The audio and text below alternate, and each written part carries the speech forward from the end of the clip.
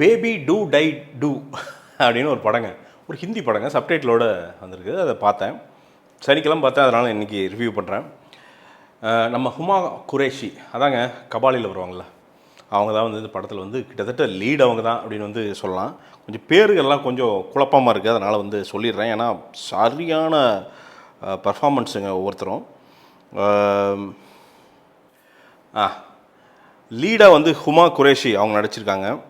Sikandar care அவர் தான் வந்து பார்த்திங்கன்னா ஒரு மெயின் வில்லனாக ஒன்று பண்ணியிருக்கா. அப்படி சங்கி பாண்டே அவர் வந்து பார்த்திங்கன்னா இந்த அப்பா ஸ்தானத்தில் ஒரு மேட்ரு ஒன்று பாப்பா அப்படின்ட்டு ஒரு விஷயம் வந்து பண்ணியிருக்காங்க. சீமா பஹ்வா அவங்க வந்து ஒரு இந்த கமிஷனர் ரோல், இன்ஸ்பெக்டர் அந்த ரோல் ஒன்று பண்ணியிருக்காங்க. அப்புறம் இன்னும் நிறையா வித்யா மால்வடே, ஹிமான்ஷு மாலிக் அப்படின்ட்டு பண்ணியிருக்காங்க.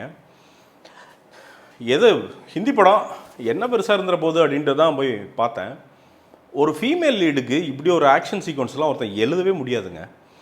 அவர் பேர் என்ன, டைரக்டர் பேர் நச்சிகேத் சமந்த் அப்படிங்கிறது தான் இந்த படத்தை வந்து டைரக்ட் பண்ணியிருக்காரு. ஓ என்ன ரைட்டிங்க! அந்த மும்பையோட அந்த ரியல் எஸ்டேட் மாஃபியா இருக்குல்ல, அதை வந்து இதை விட பியூட்டிஃபுல்லாக அந்த அண்டர் கிரவுண்டில் இந்த லேண்ட் டீலிங்கெல்லாம் வந்து ஒத்து வராதவங்களாம் எப்படி முடிச்சு கட்டுறானுங்க அப்படிங்கிறத இதுக்கு மேலே ஒரு பொலைட்டாக பியூட்டிஃபுல்லாக ஒருத்தர் சொல்ல முடியுமான்னு தெரில, அவ்வளோ கரெக்டாக வந்து சொல்லியிருக்காங்க அப்படின்னு சொல்லலாம். நம்ம கேள்விப்படுவோம், நியூஸ் பேப்பர்லாம் பார்ப்போம், அதை வந்து லைவில் அப்படி காமிச்சிருக்காரு அப்படின்னு நினைக்கிறேன். ஏன்னா இந்த ஹுமா குரேஷியோட நடிச்சிருக்கிற ஆட்கள், அவர் வந்து மெயினாக தலைவன் சிக்கந்தர் கேர், அவர் வந்து பார்த்திங்கன்னா ஒரு லக்கி அப்படின்ட்டு வந்து பார்த்திங்கன்னா ஒரு ரியல் எஸ்டேட் நடத்துவர். அது ஒரு தேர்ட் கிளாஸ் மாதிரின்னு வச்சுக்கோங்களேன். பெரிய ஆளுகளாக அதுக்கு வரமாட்டானுங்க, ஆனால் நிறையா கொலைகள் பண்ணி தருவார். இந்த டீல் முடிக்கிறதுக்கெல்லாம் வந்து கொலைகள் பண்ணி தருவார்.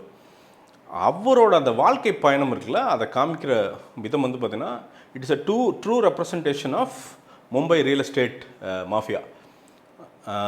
இப்போ அது விஷயம் இல்லை, ரைட்டிங். ஹுமா குரேஷியோட ஆக்ஷன் சீக்வன்சஸ் எல்லாம் வந்து பார்த்தீங்கன்னு வச்சிங்களேன் ஒரு இலக்கணம் அப்படின்னு சொல்லலாம். அப்படியே படுத்திருப்பாங்க ஒரு இதெல்லாம். அதாவது கில்லர், கான்ட்ராக்ட் கில்லர். ஒரு கான்ட்ராக்ட் கில்லர்னால் எப்படி இருப்பாங்க அப்படிங்கிறதுக்கு அது ஒரு அந்த கேரக்டர் ஆர்க். அந்த கேரக்டர் வந்து பார்த்திங்கன்னா சில விஷயங்கள் பண்ணாது, சில விஷயங்கள் பண்ணும். நீங்கள் போய் படத்தை பாருங்கள், அதை ரொம்ப ரிவீல் பண்ண விரும்பலை. ஆனால் அது அந்த கேரக்டரோட அந்த கோர் விஷயமே சில டைம் மாறும். அது மாறுறப்பெல்லாம் நமக்கு அவ்வளோ ஆச்சரியமாக இருக்குது, என்னடா இப்படி எழுதியிருக்கானுங்க அப்படின்ட்டு ஒரு ஒன்று வந்து தோணும். கொள்றதெல்லாம் பார்த்திங்கன்னா கொட்டைக்குள்ளே துப்பாக்கி வச்சுருப்பானுங்க, வச்சு சும்மா பட்டுன்னு வீசுவானுங்க. அதெல்லாம் அவ்வளோ பியூட்டிஃபுல்லாக எழுதியிருக்காங்க.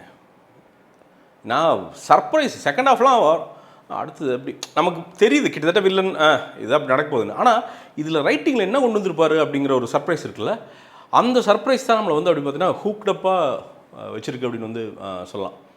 பிஜிஎம்மு, பாட்டு, அந்த லொக்கேஷன்ஸ் காமிக்கிறது, மும்பை அப்படியே நம்ம மும்பை ஒரு தடவை ஐ திங்க் 2-3 தடவை போயிருக்கேன்.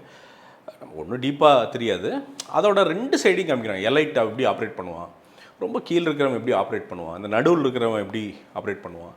இதை வந்து ஜட்ஜ்மெண்ட் இல்லாமல் ஒரு படமாக அதுக்குள்ளே ஒரு ஸ்க்ரீன் பிளேவாக நமக்கு வந்து காமிக்கிற அப்படி அதை பியூட்டிஃபுல்லாக லிங்க் பண்ணியிருக்காங்க. கிளைமேக்ஸ் எல்லாம் அவ்வளோ அருமையான லிங்க்ஸுங்க. அப்படி லிங்க் வந்து அப்படின்ட்டு வந்து அப்படி இந்த நாட்டு இருக்குல்ல டைப் பண்ணி அழகாக ஒன்று ரிவீல் பண்ணுறாங்க.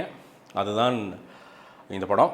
உண்மையாலுமே டைம் கிடச்சா ஒரு சினிமா லவ்வராக இருந்தீங்க அப்படின்னா தயவுசெய்து இந்த பேபி டூ டை டூ அதை போய் பாருங்கள். செம்ம ஃபன்னாக இருக்குங்க. ஒவ்வொரு கேரக்டரோட பயங்கரமாக ரிலேட் பண்ணிக்குவீங்க. சில டைம்லாம் நீங்கள் அவ்வளோ மர்டர்லேயும் நடுவில் ஒரு காமெடி ஒன்று வச்சுருப்பாங்க. அந்த மாதிரி செம்மையாக ஒரு மாதிரி ரைட்டிங் சூப்பராக எழுதியிருக்காங்க. சப்டைட்டில்ஸோடு இருக்குது, அதனால தான் எனக்கு புரிஞ்சுது, இல்லைன்னா புரிஞ்சிருக்க வாய்ப்பு இல்லை. ரொம்ப நல்லா இருக்குது படம். எனக்காக ஃப்ரீயாக இருந்தீங்கன்னா இப்போ தேட்டரில் ஓடுது, தமிழ்நாட்டில் எல்லா தேட்டர்லேயும் ஓடுது, மெயினாக மல்டிப்ளெக்ஸில் வந்து ஓடுது. ஃப்ரீயாக இருந்தால் பாருங்கள். ஹுமா குரேஷி பிரித்து மேய்ஞ்சிட்டாங்க.